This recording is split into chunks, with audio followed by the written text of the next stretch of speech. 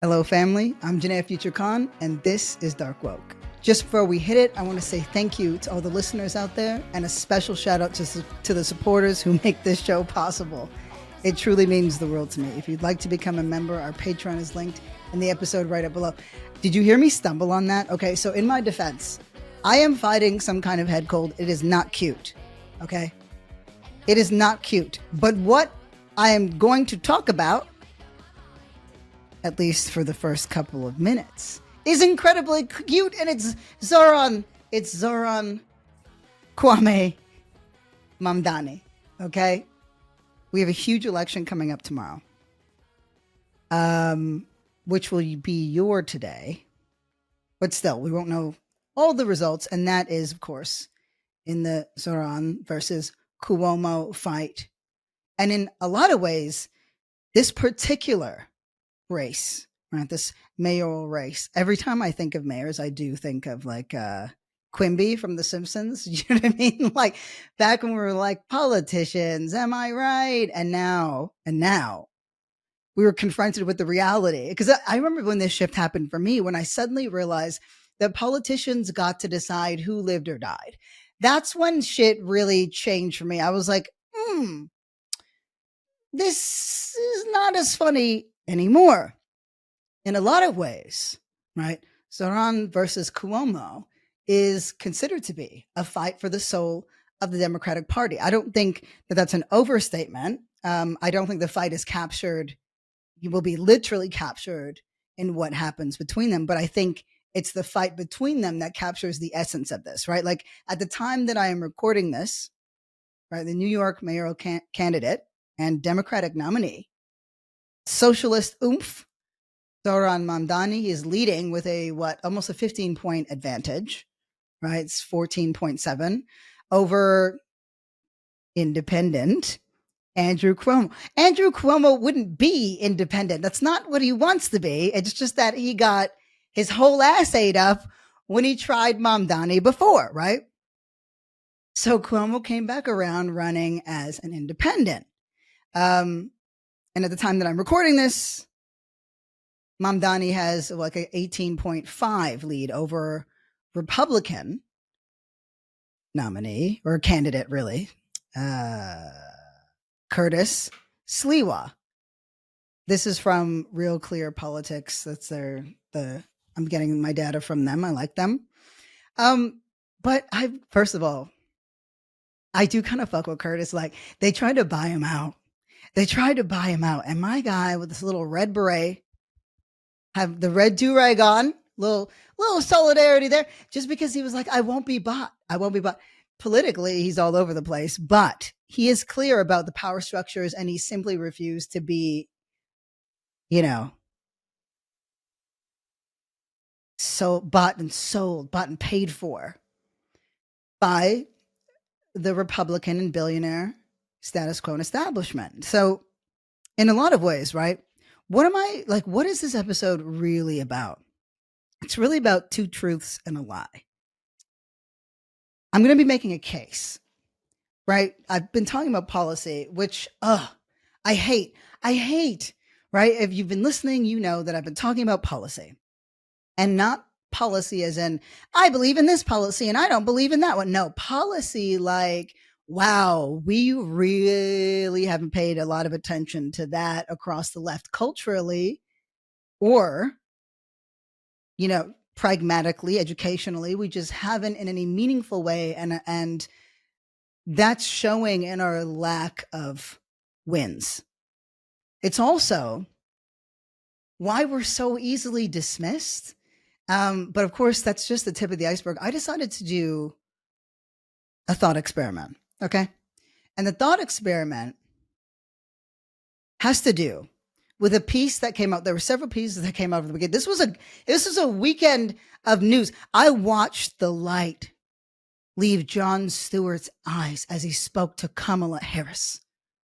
Just like it was just gone, right? They seemed to agree that incremental change was not something that was good, but then they kind of just veered off with each other, which seems to be a thing. And then Ezra Klein, remember when Ezra Klein and Ta-Nehisi Coates sort of got into it because Ezra Klein put out a piece after Charlie Kirk was assassinated the day after. And Ezra Klein said, Charlie Kirk was practicing politics the right way, right?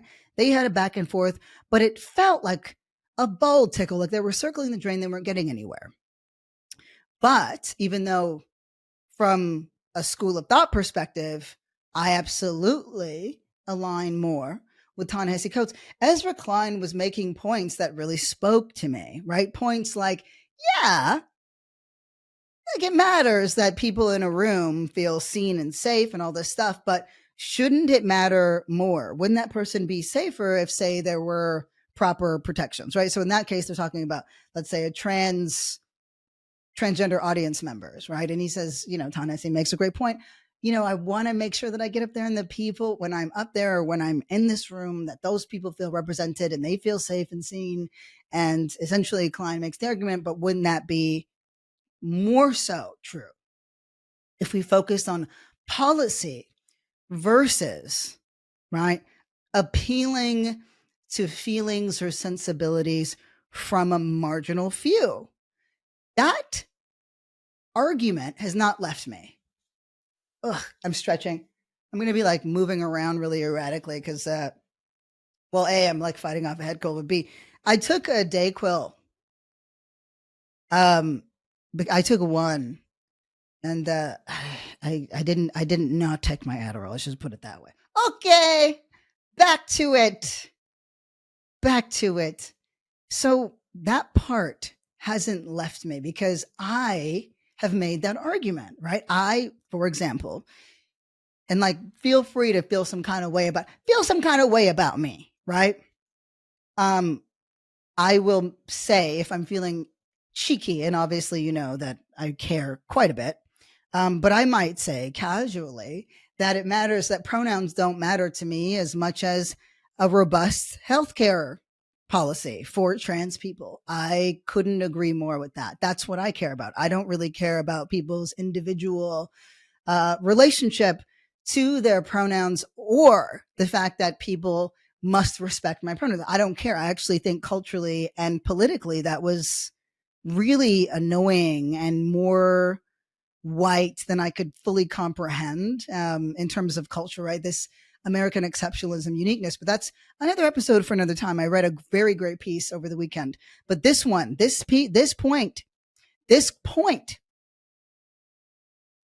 right? This core tension. What happens when you have one of the most well-known journalists, thinkers, historians, scholars, right? Like a Ta-Nehisi Coates versus, and like, journalism, not to say he hasn't, but well, no, fuck it. He's a journalist, right? But he's an academic first. Whereas Klein is, a journalist, a reporter, he's a politics guy, he's a wonk, he's an expert, he's all the things. They have a great relationship, but they weren't making a lot of sense together, were they? Right? If you go back and watch that episode and what I called the mid-off, they were missing each other. And that hasn't left me either. Y'all know I can't let something go. So something was revealed in this piece that Klein wrote, because that nigga does not stop writing. If there's Ezra Klein is going to have words. And those words are going to be put out. And the extent to which they ought to be will not be questioned. But I don't mind that, right? Especially since I'm the one who should be doing it more. But Ezra Klein's going to talk he's going to talk his shit. And so he put out a piece that ended up being fairly explosive online. Okay. On a Sunday. So he wrote a piece, an op-ed in the New York Times. Okay. And this is what's really interesting. So the title is called, "This is the Way You Beat Trump and Trumpism."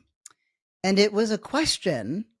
Well, actually, it makes several assertions that a lot of people took umbrage to, and ended up being the rare moment where people are arguing online about one thing. Well, a handful of people were arguing about this thing, And that's a rare thing on the internet. So it was clearly a piece that got people in their feelings. And when you read the piece, you realize why, right? It makes some arguments. Now, before we jump in to a clip that has Emma Vigilant from the Majority Report. Now that is like they are super lefty, right? They're Emma and Sam Cedar. I like them so much. I really fuck with them. I like their attitudes. Um, you know, they're funny and agreeable and disagreeable in all the ways that might appeal to me, right? I am objectively better. But that can't be helped. That can't be helped, you guys. That has to do with just being a little imp, which is what I am. No, they're quite good, and so I've found places like MSNBC, whose coverage around the Trump's election I prefer over things like CNN, unless Abby Phillips is on television. So they have a debate, and they have a debate about this piece. And what I'm going to say before we play it is this, right? I want to give you a premise, because otherwise, this is right before we jump into this. You've got Zoran Mamdani, right? He's a member of the Democratic Socialists of America, the DSA. He's energized liberal voters, voters on the fence, even Republican voters. He's energized them, right? They were drawn to his proposals for universal health, for universal free childcare. Sorry. We haven't got to the part. I was like, maybe if I just say it, it'll become true. No, but universal free childcare, free buses, and a rent freeze for New Yorkers living in about 1 million rent regulated apartments, right? Cuomo, serial creeper, billionaire extraordinaire. I don't need to yap about him, right? He's been a Democrat in the past. He's an independent now, but he very much has been part and parcel with the Democratic establishment, right? So today, Andrew Cuomo was endorsed by Donald Trump, a gigantic heap of dirty diapers, and Elon Musk, the poop inside of them. And that is telling. It is incredibly telling. Zoran versus Cuomo is perhaps the most energizing embodiment of the inescapable three-way dynamic that has been a plague on our lives, right? It's been a plague on the left to liberal political dynamic. What is the dynamic that I am talking about? Okay. Remember that core tension I mentioned between Klein and Coates? The holidays mean more travel, more shopping, more time online, and more personal info in more places that could expose you more to identity theft. But LifeLock monitors millions of data points per second. If your identity is stolen, our US-based restoration specialists will fix it, guaranteed, or your money back. Don't face drained accounts, fraudulent loans, or financial losses alone. Get more holiday fun and less holiday worry with LifeLock. Save up to 40% your first year. Visit lifelock.com/podcast. Terms apply. If we build power, right? Can we do so? Can we actually build power without throwing certain populations under the bus, right? Is it possible to do that? Can we do that? That's a question that actually we've not been great at answering. There's a fundamental issue with the things we believe and our ability to build around the things that we believe. We have not done that successfully. At the same time, the Democratic establishment has thrown people under the bus and built power not for the masses, right? At least not in the ways that we like, but for certain stakeholders. At the same time, there are results. They have results for their work. We have none. We have like no real results in any meaningful way generationally. So this is what I am suggesting. I want you to listen for this, right? What is the three-way dynamic that I'm talking about politically, right? And this shapes our social, political, economic realities. It's the progressive versus establishment versus conservative dynamic. It's a three-way dynamic, okay? Like in this case, they're facing off in the country's largest city, but really this is playing out everywhere. It's in every conversation that we have all the time, right? It's why we can't be taken seriously. And it's at the same time why we haven't been taken seriously as the left, and why we don't take seriously liberals who represent this establishment, right? Because look at how you've helped get us here. That's what we say. So I'm saying this three-way dynamic is, bringing progressive establishment, conservative forces in this face-off, okay? I'm calling this two truths and a lie. Now, we know the conservative forces are the lie. That we fucking know. Those lying skanks. Shut up, Hakeem, right? He's not off the hook. But what if,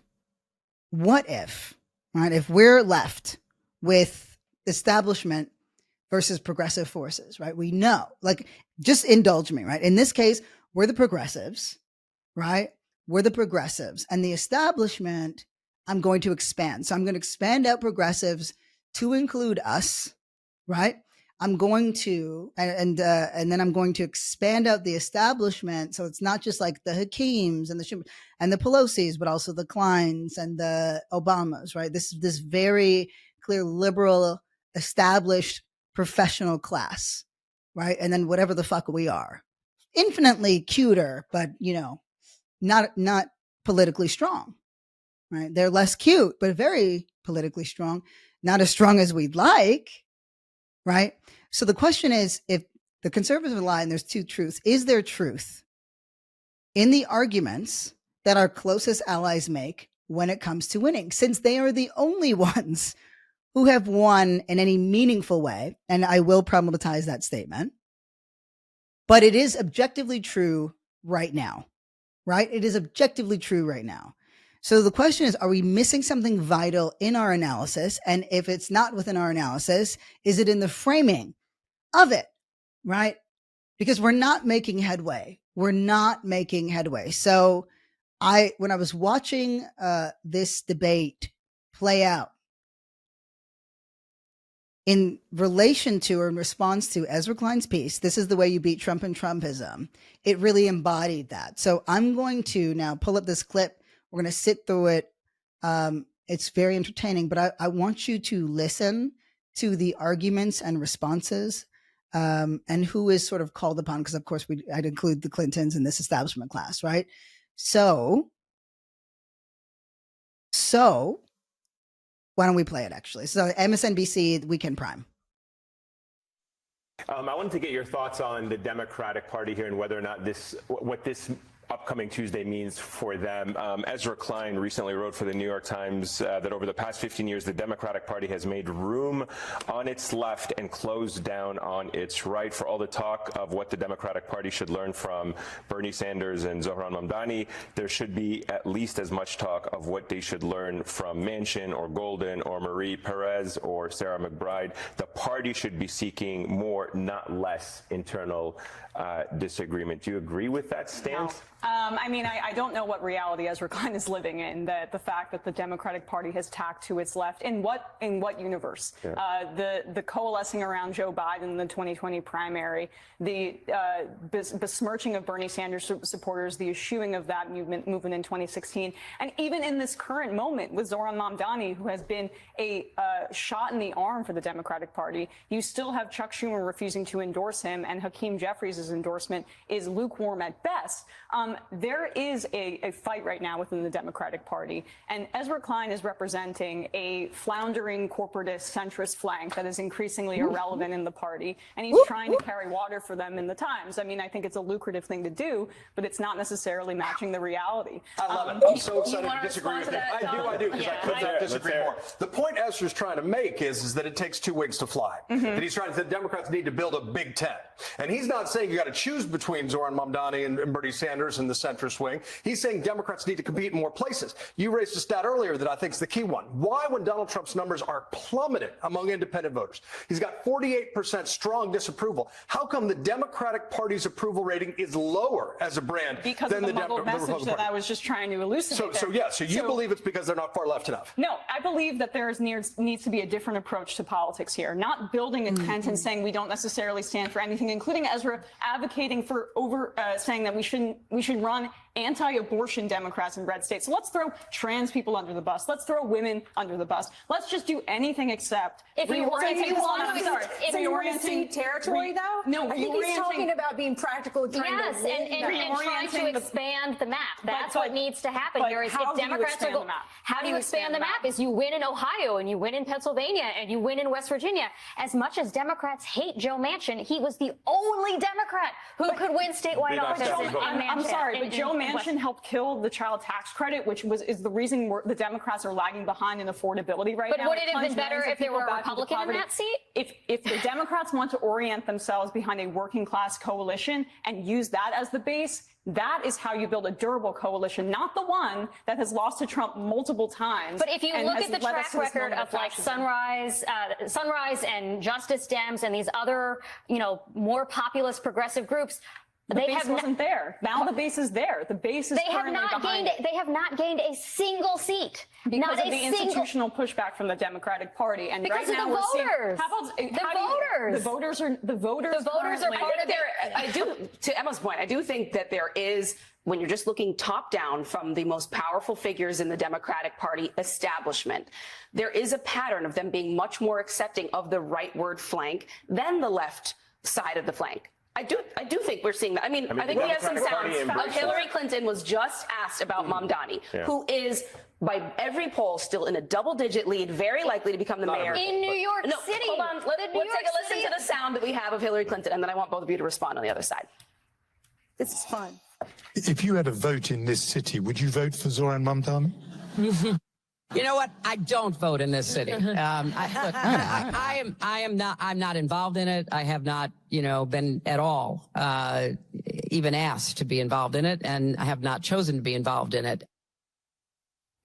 She was a senator from New York. She's in New York all the time for various events. She speaks up on other Democratic issues. She doesn't live in a lot of states, and she weighs in on a lot of states. John, do you think that's the right move for Clinton to make? I think she's telling the truth about what she's punting because she doesn't support Zoran Mamdani's policies. Look, there's been a long struggle over, go back to 1977. I'll just go nerd out. Moynihan versus Bella Abzug. There are deep divisions inside the Democratic Party that get played out. There are good principled fights over policy. Those are legitimate fights and disagreements. And for a lot of folks, a member of the DSA who's never held a job or never had an executive experience. Assemblyman's a job. Not a job in the private sector. You're right. I don't care about that, though. He has had a job. That's the problem. Right. It's worth caring about whether someone's ever had a job in the private sector. It's worth caring about whether they've had an executive experience. He's enormously talented. He's very compelling. Whew. Okay. Okay. So I'm okay. Okay. This is me locking in. So did you see I gave you so much preamble in the front of this because I was so excited. But I preambled too much. Here's the thing. I started to apply debate 101 to this. Okay. You've heard me say over and over again, absorb people's argument, right? Absorb their argument or understand it. But I realized that it was so interesting to me that, Vigeland, who I would argue best represents leftist politics, was sort of on her own, repeating things that I might say, that you might say, that anyone might say. And then you had these journalists on what is inarguably the most, left-wing news network, not perfect, so far from it. But they've been doing a great job on coverage that is very negative towards Donald Trump. And also, telling the story of how we're winning, right? And how we need to win. They're not pulling punches. They're not trying to do this, balancing. They're clear in their mandate than I think a lot of other of these more, just maybe more watched. I know. I mean, I'm paying for MSNBC, which I'm furious about, but it's worth it for now. They sounded alike though, right? They sounded alike. It was again as if we were having a conversation about two different things, right? And how can you have a conversation about two different things when you're both saying this is what we need to do to win, but we're not having the same conversation? And it feels like we actually are never having the same conversation. And I started to lose my fucking mind about it. And so I went back to debate 101. And what is it, right? Because you say that we hear all the time the Democrats went to left, and we're just like, where? like where did it happen? At the same time, right? Comments like, we're just going to throw trans people under the bus and we're going to throw women under the bus. I can't stand those comments anymore. I want to roll my fucking eyes half the time, right? Unless I'm making them. So, and even then, one of my eyes goes just so far back. I'm looking at a fucking dinosaur, right? It's back. So it got me thinking, what am I missing, right? The best way to beat your opponent is to make their argument better than they can. That requires you to be able to understand their argument in its completeness, in its fullness. Okay. Yes, we're going to end on the right note. And the right note is understanding why democratic socialism is the answer. But maybe why we're not fucking winning anything. Right? I mean, we have to wait for flukes. But they're not flukes, actually. They're happening on purpose, but they're too few and far between. Right? But like the Zorans and the AOCs and everything else, they're running as Democrats for a reason. They're not running as independents. They're running as Democrats for a reason. So if I had to make the argument better and then absorb it and fold it into my own, I have to fully understand the argument. And what got me was, I don't think we understand in a more nuanced way the politics underpinning the establishment. And again, I'm not using it in the literal establishment Dems, but more like the established professional class, the Kleins, the Obamas, right? And of course, the Clintons and the like will be thrown into that. But whatever this argument I'm about to make, the thing that I think we need to understand if we're going to debate is why they don't take us seriously. And this is when it really fucking hit me. So I was sitting here and I was like, God, can you believe this? And then I was like, wait a second. Wait, hold on. Shut the front door. Okay, get this. Okay. Because Obama has everything to do with this. Obama has so much to do with this. I'll be living my life innocently. And then suddenly there's just this video of Obama talking in his cadence, right? That cadence, that beautiful, annoying cadence. Saying things that sound right, that sound right, but don't really hit it. Actually, you know what, Corey, let's pull up this Obama thing. This was something that's been going viral. It's been doing the rounds. I'd love for you to just hear my man yap. I worry about the growing concentration of economic power in this country. With just a handful of mega billionaires and companies controlling what we see and what we hear. And I worry about how much that economic power distorts the political process. I worry about how readily not just business leaders, but others with influence in law firms and universities have been willing to bend the knee to this president's autocratic impulses to avoid retribution or protect profits or simply to avoid controversy. And I worry sometimes how we've come to accept this as normal. So, I hear that. I hear my guy, and he says, the concentration of economic power. And then I look online and it's just like, how dare he say that? And then they'll pull there's a piece in the Jacobin and it's just like, Obama was the fucking, the pimp of Wall Street. He protected them. He did so much. And then other people say, that's what the left says, right? Not all of us, but that's what the left says. That's what the progressives say. Again, in the context of this argument, that's what progressives say, right? But then the establishment might say something along the lines of, actually, right, Obama, broke precedent in terms of what he did against Wall Street, right? And there's both an enabling and a resistance to Wall Street, right? And this is what bothers me, is the lack of nuance. But again, it's just about understanding Obama era politics. The Obama era politics is like, of course, enabling of Wall Street. So you have the bailouts, right? Continued, expanded the use of taxpayer money, like via TARP or whatever, right, to stabilize banks. And AIG during the financial crisis. That's when he came into power, right? Around 2008, 2009. Of course, critics said that, argue this, they privatized the private, essentially, this is where the fucking, I'm like, Dayquil, where are you? Where are you? Okay. It's socialized losses and privatized gains. Okay. So that's what I want to say. So for the common folk, it 100%, we all bore the brunt of that. But gains were made in the private sector, right? And it's the few and far between. Okay. Other enabling is, this idea of being too big to fail. Dodd-Frank, and that's another thing where could also be thought of as resistance. It created like an orderly liquidation authority, right? So it just stopped short of breaking up the largest banks or reinstating the Glass-Steagall Act, which would have separated commercial and investment banking. But of course, that's the whole too big to fail argument, right? We could go on. There was a lack of prosecutions, insider influence, and supporting a spending bill that included a provisioning weakening what the parts of the Dodd-Frank regulations that did work, right?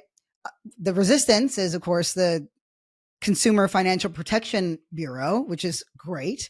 It's an agency that protects consumers from abusive practices by banks, mortgage lenders, and credit card companies. What else did he do? How do you pronounce that? The Volcker rule. Okay. Banks couldn't engage in risky proprietary trading, which looks like using their own funds for speculative investments. And that's, of course, our funds anyway, whatever. He increased oversight, made the Financial Stability Oversight Council to monitor systemic risk, higher standards across the board. So increased capital and liquidity standards for financial institutions, derivatives, market overall, orderly liquidation authority, right? So that's another regulation tool. My point is, this is a good reflection of Obama era politics. When we think about the critical point at which this country was fundamentally changed and altered for lots of reasons, including, smartphones and everything, technological advancements, was, of course, having the first Black president. And I've been sitting with that since that episode where we did the whole, Katrina to now, right? And I've been sitting with that. Because I have always thought about how Obama era politics changed the right. And it did. Oh my God, it changed this country. All the racists came out of the woodwork and they're like, hey, you thought I was racist? Well, I'm 1,000 times more racist than you ever thought.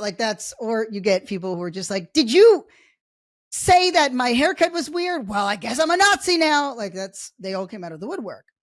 But what we don't often talk about is the way that Obama era politics also fundamentally changed us. Because, of course, the right became far more entrenched. We saw a massive shift in the GOP. They simply refused to engage in anything at any time in any way. And, McConnell has played a hand in that, right?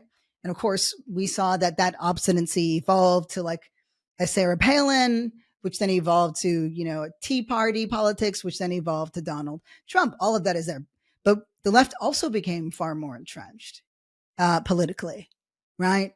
Far more intolerant.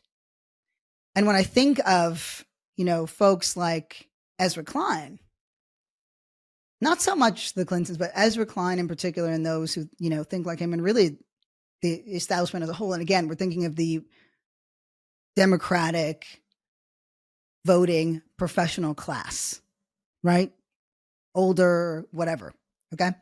That's the example that I'm using, but we also became more entrenched. We stopped making as much sense. It was like this. Now, this is anecdotal. This is not part of my argument, but I'm curious. Like one thing I remember that was so weird, right? Because a lot changed. I mean, even the FBI had to say, "Oh, wow, we have a whole white supremacist problem that is actually the largest, most scary domestic terror." Like they were like far right extremism has organized so much because a black president was elected that the FBI had to be like, "Oh shit, we got a problem," right? And I seem to recall, yapping about that on an episode. But a lot changed, not just on that side. I mean, it was the end of or the full extent, right? I think Obama represented the end of runway when it came to representation, right?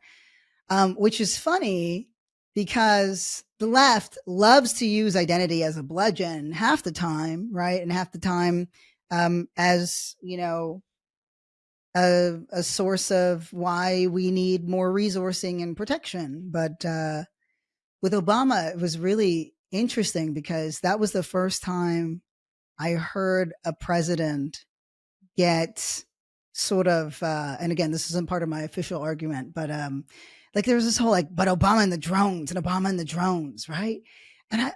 And it's really fascinating because obviously Bush was completely criticized across the board, but not so much by progressives. Like it was, his endless wars, his bullshit and everything else. There was still this, you could criticize him nationally. You could still criticize him locally, but with Obama, it was like there was a vested interest in his use of drones in the Middle East, but that never extended fully to foreign policy, which is odd. But anyway, forget it. That's just something. I'm just wondering if any of you also experienced that, where I was like, this is interesting. I've never observed a president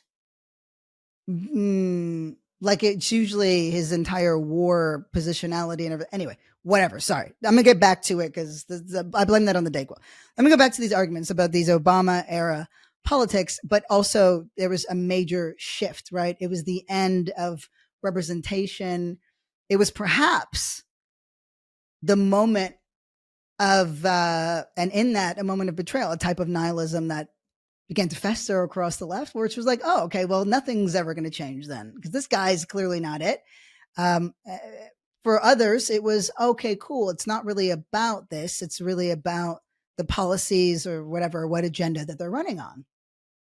Right.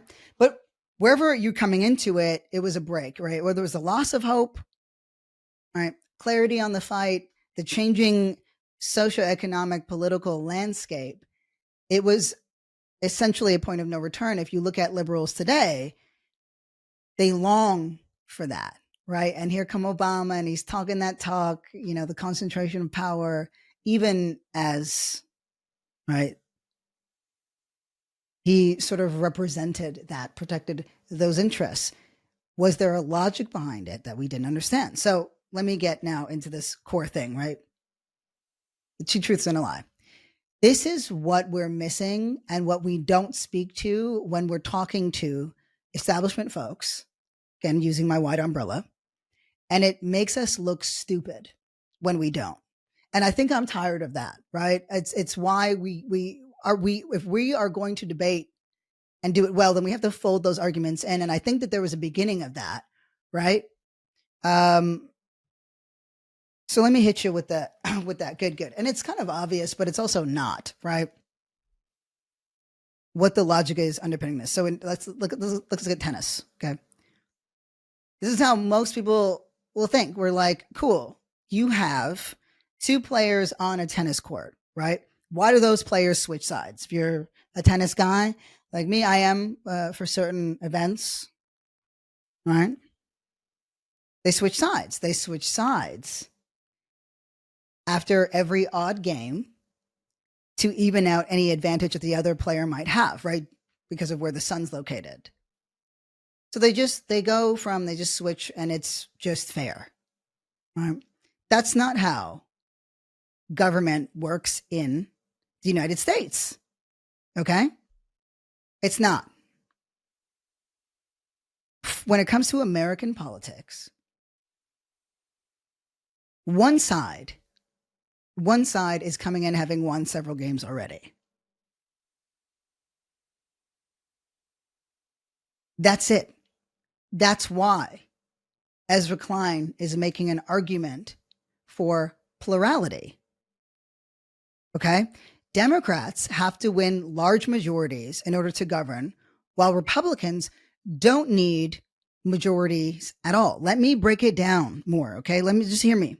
So in American politics, power is not decided by the popular vote. We know that, right? It's in the Electoral College, in the House of Representatives, particularly in the Senate, and it is apportioned by place, right?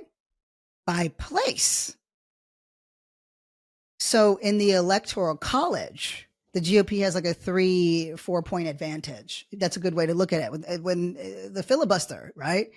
It's not reformed. It means that maybe 30% of the population potentially controls the majority of Senate seats. So ultimately, whether we like it or not, to win, it is a numbers game, right? And policy is the winner's reward. So part of the reason why Ezra Klein seems to you're just like, nigga, why are you talking about this? You know, we need to know let's not look at all the years that remember when Ta-Nehisi Coates was like, it's having a long view, and he's like, just no, in 12 years. They keep going back to this, right? They keep going back to, no, this is what we need to do to win. In order for us to win, we need to win in certain states. And we're just like, no, in order for you to win, you need to care about trans people. You need to care about Black people. You need to care about women. You need to whatever. And we keep saying that, but I'll use vigilance framing because I think it's stronger. And it's always good to use the strongest argument, but it's like, we need a working class coalition, right? We don't know what that looks like yet, but we say we need a working class coalition. And so we say, that's the way to win. We don't say how that happens, but we say, this is how to win. And they say, no, this is how you win. And the reason why they keep going back to those points is because it is a numbers game. That's ultimately it. Okay. So let me break it down, right? And these are some of the arguments that Ezra Klein makes in his article, right? And we're going to talk about the stupid stuff in there too, for sure. Okay. We don't just need to win more people on the Democrat side. That's actually not what the problem is, right? And so when we're talking about developing a working class coalition, that's what it sounds like we're talking about. But that's not actually what matters. We don't need to win more people over. Democrats need to win more places, and the number of places where Democrats have been successful has shrunk. Okay. So just hear me out. So leading into the midterms next year, right? And I've been sticking with Real Clear Politics, their polling shit, because they're solid. So they're saying right now Democrats are leading by about 2.5 points. Can you hear Sula going off right now? Hold on. I'm going to tell her to shush because she's bothering me. Okay. Sula definitely understands English. We're good. Okay. So leading into the midterms, okay, Democrats are averaging about 2.5 points when you ask Americans, right, which party they want to see control Congress. But in 2017, Democrats were up just over 10 points in the same average. Do you see what I'm saying? They're not doing well, but let me just keep building it. So to win the House back next year, this is what we really need to understand. This is what we're not reflecting back in our arguments. So to win the House back next year, which is what we say we need to do, and we do need to do it. I want to remind you that the preeminent historian and thinker and race guy, Dr. Henry Louis Gates, I was just like, if we don't win these midterms, it's low-key over, right? I come from a different school of thought, but even still, right? The point is, this is very serious. So to win the House back next year, you're thinking logically, we just need to get more votes. If you make a working class coalition, then we'll get more votes, right? But it's not actually about that, right? Republicans need to overcome the chain of redistricting that Republicans are setting off across the country. So they've already redrawn maps in Missouri, North Carolina, Ohio, and Texas, and they're seeking to do the same in Florida and in Indiana. And they have obviously others in their sights, right? The Senate is even harder for Democrats. So that was the House, right? We need to win more seats in the House, but it's unlikely. Right before I go into the Senate, which is going to be even harder to win than the House, what do you think about the Affordable Care Act, right, passed in 2010? So that's when Democrats held Senate seats in Alaska, Arkansas, Florida, Indiana, Iowa, Louisiana, Missouri, Montana, Nebraska, North Dakota, Ohio, South Dakota, and West Virginia. How many of those states remain in reach for Democrats today? Not enough. Right? Go back to the Senate. They'll need to flip 4 seats in the midterms in 2026 to win back control. That would mean defending seats in Georgia and Michigan and winning in Maine and North Carolina. It's not an easy task, right? And then it also includes winning at least 2 seats in states that Trump won by 10 points or more, such as, let's say, Alaska, Florida, Iowa, Ohio, or Texas, right? That's not some,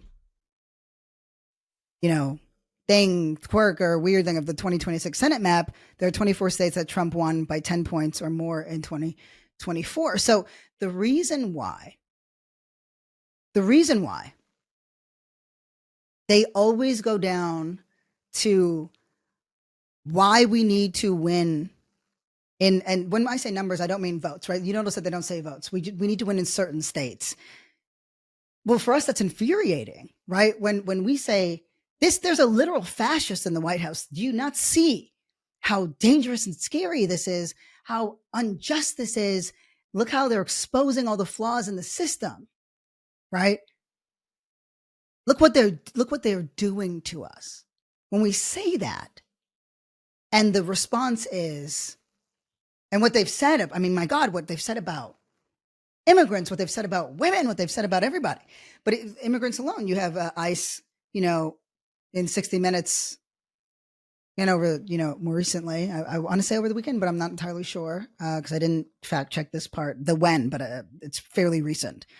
Trump was asked, he was told in like 60 Minutes or something, hey, they've abducted women, they've broken up families, like people have died who have done nothing wrong. ICE is not targeting,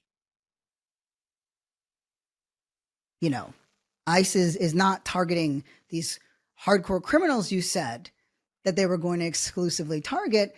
They're targeting everyone. Do you think that they've gone too far? And Trump says they've not gone far enough. So in the face of that, right, say this is, do you see what hell you all have wrought, right? All you establishment power people, like, do you see, because you didn't check this, you got that? And that's what we try to tell you. That's where we go. How could you possibly mention fucking Ohio or something right now when we're talking winning in Ohio when we're talking about this? And that was kind of the tension that we saw with Coates and Klein. How could you possibly? And they're like, this is the strategy to win. You have no strategy. And they're right. We are right in that the concessions that are constantly made, the corporatocracy that gets referenced all the time, that Vigilant references, right? The shifting of constituents to corporate stakeholders that Democrats, essentially protect and insulate, right? The bullshit around reaching across the aisle, all of that we could say has led or helped lead to this moment. Neither is wrong. There's 2 truths here. And I think we have to start looking at it as two truths, because whether we want to admit it or not, those are our closest fucking allies and our best shot at winning. And it's called coalition. And we seem to be against that. But that is a numbers game. That is a numbers game. And we actually need a strategy, because just we can't like, that's not okay. We can't pout the electoral college away. We can't like fucking soapbox. And trust me, if there was a soapbox big enough to do that, I would have found it. I would have spent my whole life climbing it. God, I love a soapbox. Bury me in one. You know, I'm a little guy. It'll take me a long time to Everest that shit, but I'll do it. I swear. But it doesn't work. We don't have a soapbox big enough. And I'm wondering if we're done being fucking losers. And that sometimes, but you know, to be clear, they're also losers. We're all kind of losing this one, right? But for them, it is a numbers game. It always goes back to the numbers game. And the numbers game is, no, we need to win these particular seats in these particular states, right? And if we get those numbers, and the person that is not going to fund the Gestapo that's stripping people off the street, that person's gone, right? And at this point, I think we have to admit that our refusal to consolidate our power base, our refusal to stop the consolidation of power on the right, these things, right, are not the cause, but they are enabling. And that makes me uncomfortable. That I don't like that at all. That makes me uncomfortable. The fact of it makes me uncomfortable that we haven't thought about policy. We never thought about Palestine as a policy issue, even though we were demanding that the policy change. Right? I didn't hear that once. And I don't know if y'all know how much I sit and listen and watch and read a day, but it's enough. Okay. It's extra. My point is, in all these years, and I'm, you know, literally trying to finish up this Palestine chapter now. It's supposed to be done. It's actually really hard to write. But I get to go, you know, I go back and I'm sitting there in 2016 and I'm remembering all the ways that Trump's success fundamentally changed and broke precedent with Israel, really with Palestine for the worse, basically handed over Jerusalem, right? Enabled the destruction of the West Bank and its expansion into settlements, and the carpet bombing and starvation campaign in Gaza. There were problems before, to put it lightly. It was a fucking apartheid. But what did we do about it? Right? What did we do about it? I was one of a handful of people, at least based, you know, relative to the American population, that was actively engaged. It was a small minority. And that has to do with, you know, I think a lot of people not knowing, and of course, power structures that be all of it, right? We know that the establishment and the establishment Democrats 100% support Israel.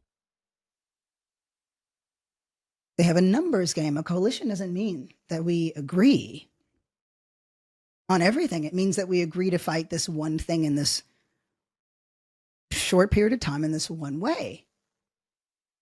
But we can't do that. We can't even argue well and make our best case if we don't even fully understand or reflect back their argument to make a better argument, right?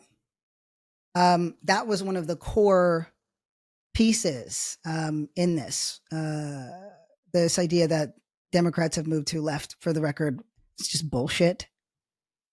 I couldn't agree with Vigilance Point more. I think this whole, like, it's because of identity politics has become bullshit, right? Like, Ezra makes this whole thing about Democrats being preachy, right? And that's because of our proximity, or the Democrats' proximity to leftist non-for-profits and organizations where they felt like they had to reflect, right? They felt like they had to reflect the things that we made them reflect, right? They had to say stuff about trans people because we made them, right? Which is just like, shut the fuck up, right? As if we could literally make them do fucking anything. They didn't want to, but they didn't want to deal with it. They basically, instead of offering a future, the Democratic establishment was like, we're better because, like, look at us. But the issue of our winning will always come down to our unwillingness or willingness to embrace plurality in this context. And that is objectively true. That is what you can take from Ezra Klein's argument that is correct. Which means, right, Vigilant had what could only be considered an appropriate response, right, when Manchin was brought up. And it's like, well, wouldn't you rather have this than a Republican sitting in power? And to be honest with you, I agree ethically with Vigilant that, like, we shouldn't have a Democrat that is pro-abortion. But if it means that that person is sitting in office versus a Republican that would do that anyway, right? And if we have collective power, that how much does that actually matter?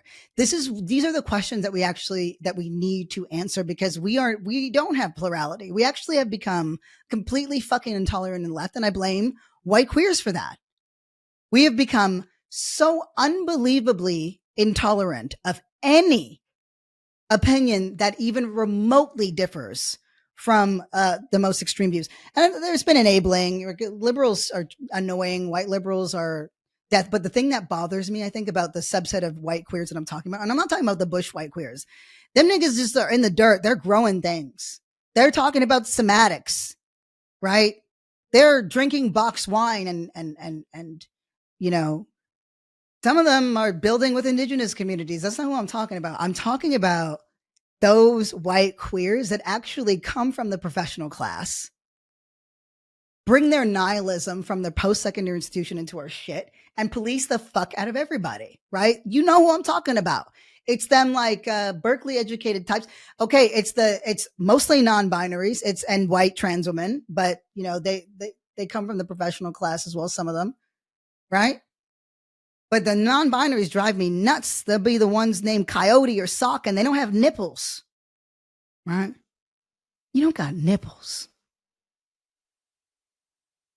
And it's like, it's almost like with the removal of the nipples, they lost their grasp on reality, right? Slip and slide, but smooth brain. When it comes to plurality, when it comes to, we have become intolerant, and I think we have moved that forward. I do think that's right. I'm not comfortable with a client making that fucking argument, though. You don't fucking know anybody, nigga. Like, you know those folks. You don't know real people anymore, my boy. I need you to just calm down a little bit, right? He cites this Democratic strategist, right?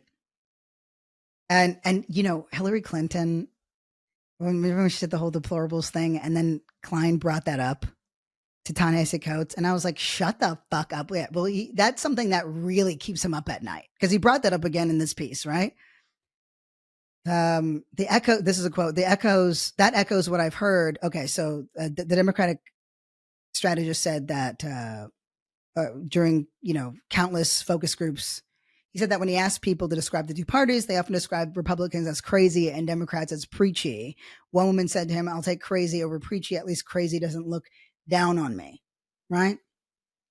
And so Klein quotes, says, that echoes what I have heard from the kinds of voters Democrats lament losing. I feel as if I have the same conversation over and over again. Sometimes people tell me about issues where the Democratic Party departed from them, but they first describe a more fundamental feeling of alienation. The Democratic Party, they came to believe, does not like them. How the fuck do you think that trans person that you so casually dismissed,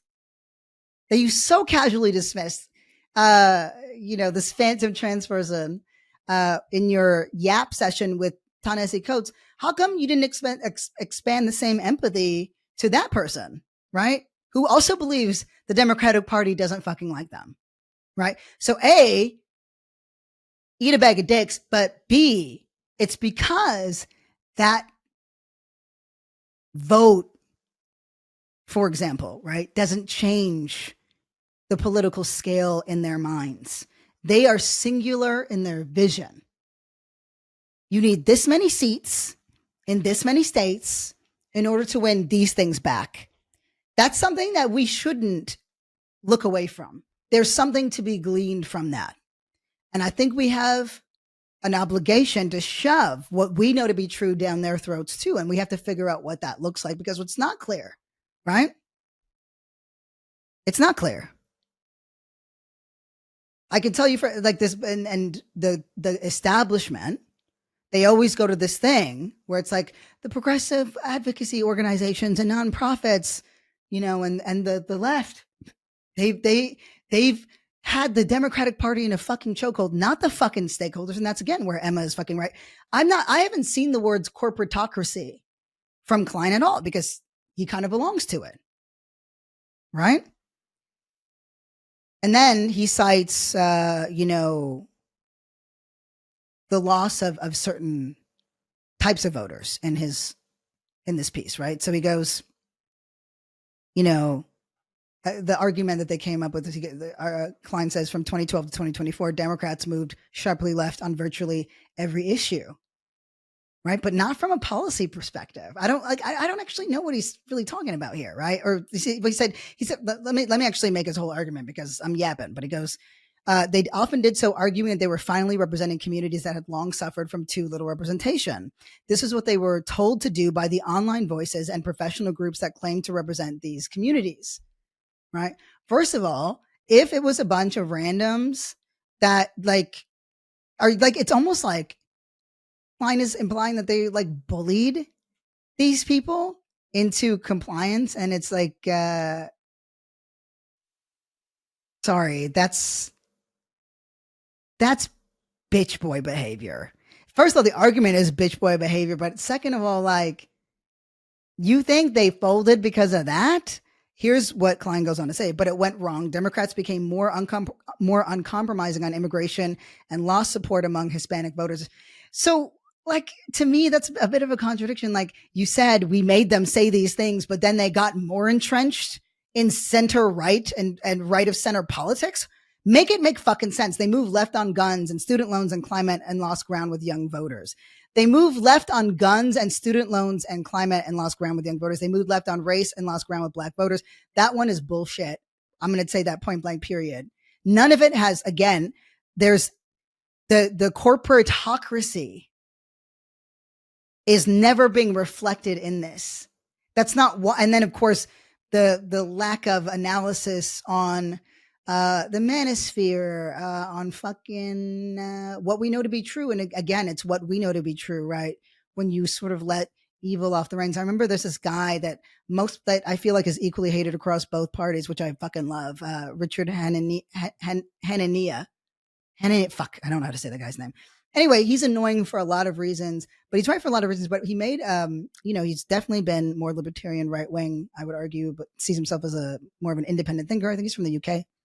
But I've enjoyed some things that he's written for sure. And I've just been like sneered at other things. But he said, of course, this party, the Trump administration, the GOP it's just become completely, it's just a white nationalist, authoritarian, theocratic, fascist party. Like there's just like, that's it. They're using the same playbook that Hitler had. Like Hitler brought lawyers in. Right? Like the Nazi, they brought lawyers in there, said, we want to remove these people from public spaces, write it so that it's legal. And that's what they did. Right? So Hanania makes the point, maybe we knew something. We were aware of something in our political correctness that they didn't see. Because if the absence of woke means this, then we saw something that they didn't get. And I do believe that that's true, right? But to say that like they moved left on race and lost ground with black voters without understanding like black men's relationship to capital, black men's relationship to patriarch as a whole, right? To like, what are you doing? Stay in your lane. You're good in certain areas and not good. And this is where I think we are better. And I do think there's something to be said about the fact that we need to get better on understanding the actual strategy it would take to win this, because we don't play it like that way. We don't think about, oh, what if we need to win in specific states? We think we need to win. And then there's nothing there. There's nothing else there except for a bunch of righteousness. Right. He said they moved left on education and lost ground with Asian American voters. Again, doesn't take in anti-black racism into account. Right. Because the establishment Dems, or I should say the establishment and conservatives believe that black people get handouts, and it's not something that we've confronted on our side, but it's something we know to be true. And it's something that the establishment pretends isn't true, and it's something that conservatives believe to be true, right? Doesn't matter that white women were the greatest recipients of it. So yeah, Asian Americans were moved. They fought against DEI as they saw it, right? It was specifically affirmative action, but let me have it, right? And then found out that them bitch niggas still wasn't getting into schools because it had nothing to do with that. He said they moved left on economics and lost ground with working class voters. Also not true. I would also want to see the policies where you're talking about where they move left on economics. What the fuck are you talking about? The only major group in which Democrats saw improvement across that whole 12-year period was college-educated white voters. I'll say that there's but there are more complicated factors that would require understanding American history, American racism specifically, and how American racism informs and shapes capital. Right? It's why, as John Steinbeck says, one of my favorite sayings of his, right, that all Americans seem to think, I'm paraphrasing, that they're all they're temporarily embarrassed millionaires. Right? So that's why Manchin comes up in the argument in the article. And it's also why we want to roll our fucking eyes and be like, are you serious? Manchin, that fucking boil on someone's ass. But to Ezra Klein, right? Actually, you know what? Let me play this. There's this ad in 2010. So Ezra cites this, right? As like good. He says it's good, like it's good. So this is in 2020. Joe Manchin ran for Senate in West Virginia, right? And of course, Vigilant is right. Joe Manchin became the single most important vote during a really tense moment, and we lost things that would have been great for working class people as a result of him. At the same time, right? Again, let's fully understand Klein's argument. But so he uses Manchin as an example of somebody that represents plurality. Corey, would you please pull up the ad just so we could get a little bit of laughter? I'm Joe Manchin. I approve of that because I'll always defend West Virginia. As your senator, I'll protect our Second Amendment rights. That's why the NRA endorsed me. I'll take on Washington and this administration to get the federal government off of our backs and out of our pockets. I'll cut federal spending, and I'll repeal the bad parts of Obamacare. I sued EPA, and I'll take dead aim at the cap and trade bill. Because it's bad for West Virginia. West Virginia is a red fucking state. Manchin, who would later move on to being an independent because we bullied him so much. Some very appropriate, right? And I'm rounding out here to our conclusion. But, Manchin was successful in a very red state because he kind of represented these contradictions and he appealed, right, to these folks. Passing policy into law means building coalitions that includes views and members that we don't fucking like. We're just like, oh, you're scrupulous. You have no scruples, right? Like they're ideologically not fully aligned with us.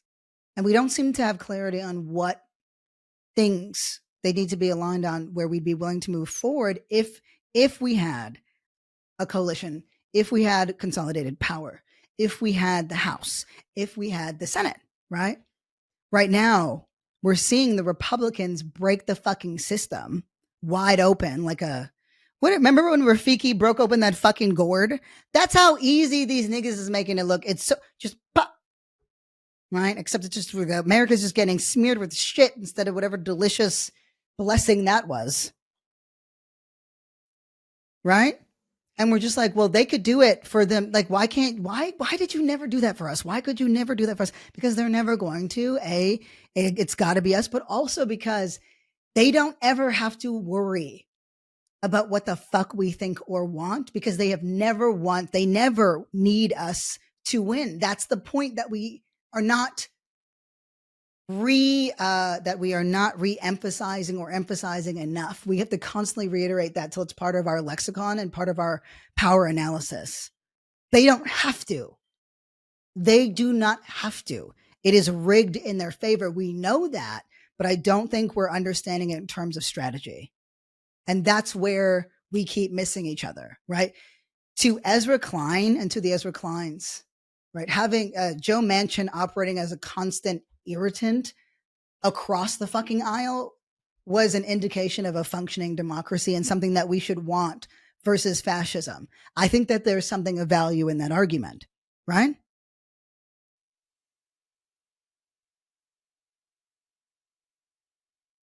At the same time, that nigga fucked shit up because we simply did not have enough power, right? So this Manchin was the key vote to pass the Inflation Reduction Act, which is the single largest green energy investment in American history. But at the same time, it's like niggas wasn't saving no money, right? But it mattered. It still mattered. Vigilance criticism is 100% correct. Nobody wanted to negotiate with fucking Manchin. He was a prick. But for Ezra Klein, it is better to have a Manchin there than to have a Republican in his seat. And if we're thinking about this from power specifically, and our job is to stop the consolidation of power across the right, he's right. Like, the fact that Manchin held that seat is significant, right? In 2012, Romney won West Virginia by 27 points. In 2016, Donald Trump won it by 42 points. That's not a place where we win. So if we could combine our shit, I think we might be invincible. It's, to me, it's like, and this is, I'll round it out here, and then leave you with something that I want, that I'll reminding some of you of, but it's just incredibly fucking important.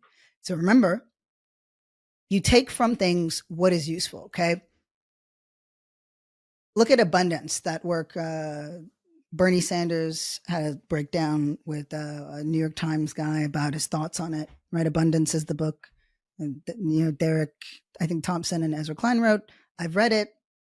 I read most of it, right? I got out of it what I needed to get out of it.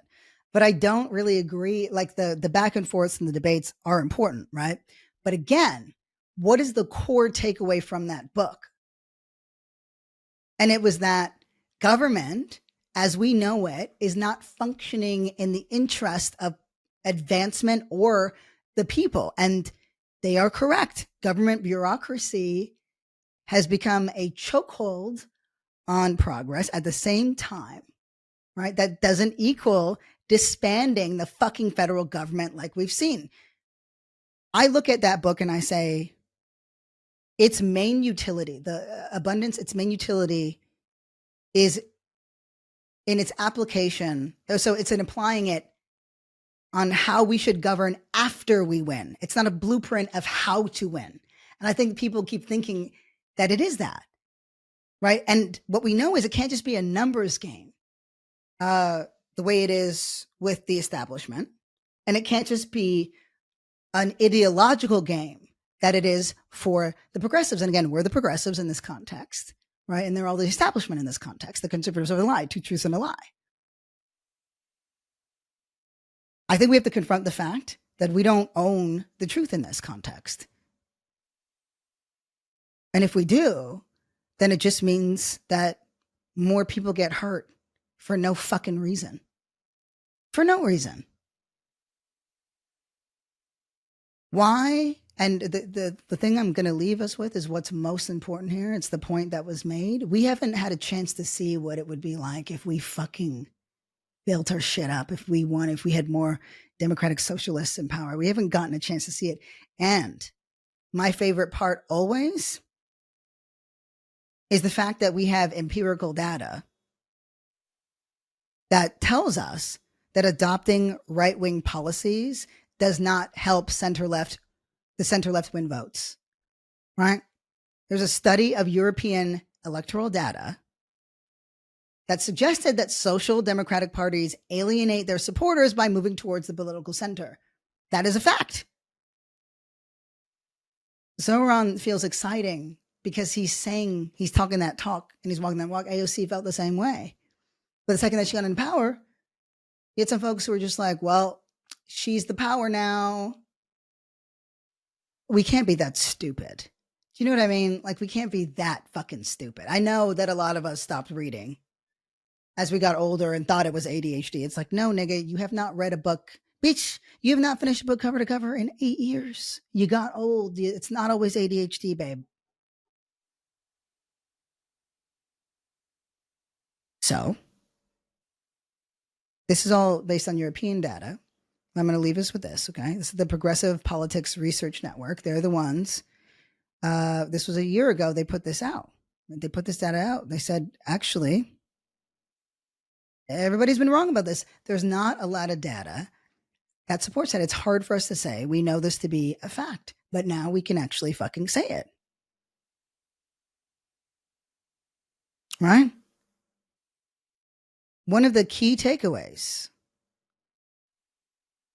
from Tariq Abu Chadi, and he's an associate professor of European politics at the University of Oxford, who's the co-founder of this research network. He said that the average social democratic voter today is very, very different from 50, even 20 years ago, and unlikely to be an industrial worker. The data also shows much of this new constituency is actually both culturally progressive and economically left-wing.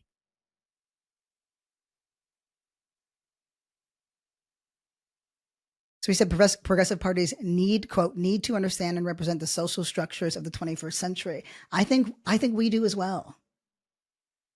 Right? Every time we try to imitate right-wing positions, we know it's not a successful strategy on the left. At the same time, right? Constantly waving our virtue signal flag about how everybody's all fucked up, and if it's not every woman, and like, okay, so I agree. I would not love to cast a vote for an anti-abortion candidate. At the same time, if abortion is protected on the federal level, right, codified, I'm okay with that. And if that somebody sitting in that seat that felt that voted that way, if they didn't actually have the fucking power, which they wouldn't have in this context, to see through their vision of an American future, let alone the fact that sometimes they just had to play that motherfucking strategy, right? Rather than the fact that women are literally fucking dying right now, I'm going to choose that. Because it's not about what you believe. It's about the results of your beliefs. We're not the cause of any of this. And that includes whatever wins happen. We're not the cause of any of this. It's true, we inherited a lot of it. But does that mean that we're off the hook? That we shouldn't try to do something fucking awesome? That we shouldn't try and maybe even fail spectacularly? Isn't it worth it? I believe it is. Anyway, there's more to be said about this. And I knew this was going to be like a twofer. I'll say more about this like research stuff later, but I really wanted to make clear that we're not talking about the same things. And that's why we can't hear each other. That's why there's such massive disconnect. The game is rigged. And we're like, the game is rigged. And we're like, the game is rigged because black people can't make it and trans people can't make it and women can't make it and poor people can't make it. And we're like, the game is rigged. And they're like, the game is rigged because of the Electoral College. The game is rigged because of the filibuster. The game is rigged because we have to win in certain states and we must have plurality. And of course, I haven't even mentioned the fact that there's no fucking cap on political spending, which is batshit crazy and a setup for all of this. Right? All of this tension, and the fucking corporatocracy itself. And maybe we could change that if we actually had power.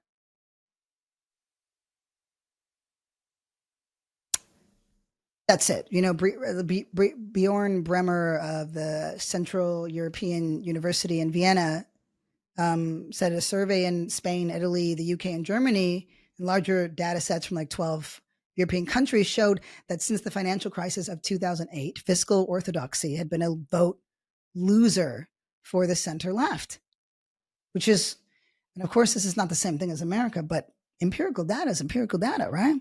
He goes on to say social democratic parties that have backed austerity failed to win the support of voters worried about public debt and lose the backing of those who oppose austerity. Center-left parties that actually impose austerity lose votes. Vigilance, coalition of the working class, is the future that this party needs to embrace, that we need to embrace. That we're in a different era. Center-left parties can build coalitions of voters who believe strongly in a welfare state, who believe strongly in effective public service and real investment in transportation. And every time that one of us wins, every part of the establishment is going to fight against it. It's true. And it's like, well, they're not our allies then. But that's not what a coalition means, right? It's always temporary. Always. They don't respect us because they don't have to. Because whether or not we participate does not determine whether the Democratic establishment loses or wins. That's why. So we have to make it so that our power means something enough. Either we beat them in numbers or in might, so that our policy becomes the policy. It's just that simple.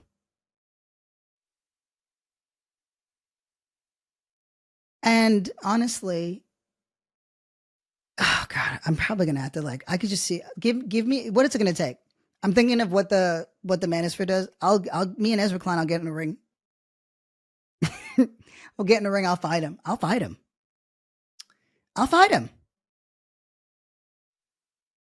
And if I win, he's got to change his whole fucking tune and maybe work as diligently to understand our argument. I think our job right now is making sure that our argument for power, for change, is singular and consistent enough that it is repeatable, which it's not right now. Okay. Love you all so much. I hope this was this was a super nerd day, but I do hope it was as interesting to you as it was to me, because this is my thing. It's rhetoric, but I was like, why does this keep happening? What are we missing? Right? It's not so much that it's fully new, we didn't know, but for some reason it's not being captured in how we keep missing each other and why we're so easily dismissed. We're so fucking easily dismissed. The left, because we simply do not articulate a theory of change that encompasses this rigged system. We think that saying the system is rigged is enough, and it's not, because people can't fucking eat that.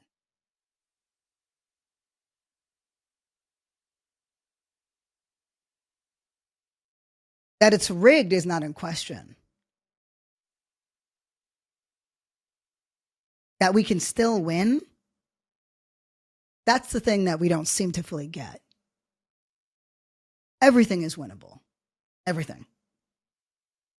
You want proof? You're still here. How many things should have fucking killed you and didn't? How many things? How many versions of you have existed? Do you still believe exactly the same things you did 3 years ago, a year ago, 5 years ago, 10? I don't. We can evolve. We have to.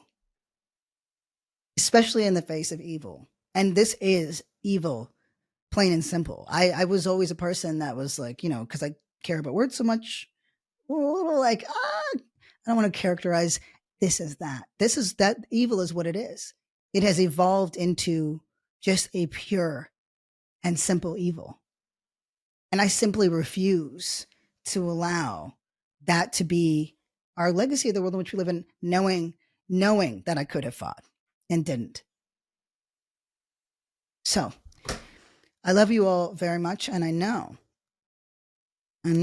you're thinking, because I'm like, okay, we fold in the argument into what we already know to be true, and we make it better. We break their argument open with a theory of change that is actionable and reflective of the reality that we live in. This is not a fucking diary. An agenda is not a diary. right? I am. I'll be where our hopes and dreams can be documented. But this is politics, baby. And there's no point in engaging in anything, in my opinion, if you don't play to win. Ask every white trans guy that fucking hates me now because they can't catch an assertive pass on a basketball court. I threw too hard. That's what the testosterone was for, nigga. God. Okay. I love you all very much. Thank you so much for listening to this yap. Thank you, Corey, for making it look and sound good.